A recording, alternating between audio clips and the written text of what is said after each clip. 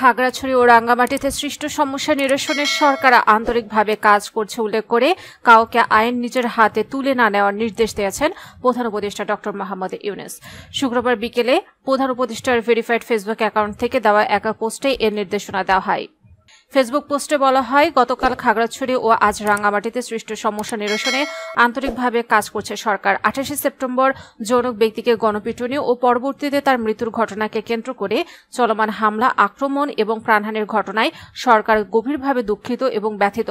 সরকারের পক্ষ থেকে আইন শৃঙ্খলা রক্ষাকারী সকল বাহিনীকে সর্বোচ্চ সংযম দেখাতে এবং পার্বত্য 3 জেলায় বসবাসকারী সকল জনগণের নিরাপত্তা নিশ্চিত করতে নির্দেশ দেওয়া হয়েছে। সেখানে শান্তি, সৌহার্দ্য ও সম্প্রীতি নিশ্চিতকরণে সরকার বদ্ধপরিকর। পোস্টে আরও বলা হয়, আইনে নিজের হাতে তুলে না নেওয়া এবং ধ্বংসাত্মক কাজে লিপ্ত না হওয়ার জন্য সকলকে নির্দেশ দেওয়া যাচ্ছে।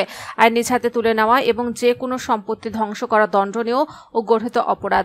সংসদের সঙ্গে সম্পর্কিত সব ঘটনার সুষ্ঠু তদন্ত আর দায়ী ব্যক্তিদের বিচার নিশ্চিত করা হবে উল্লেখ করে আরও বলা হয়েছে, এ লক্ষ্যে একটি শক্তিশালী তদন্ত কমিটি খুব শীঘ্রই গঠন করা হবে। আহতদের সুচিকিৎসা নিশ্চিত করতে সংশ্লিষ্টদের নির্দেশ দেওয়া হয়েছে।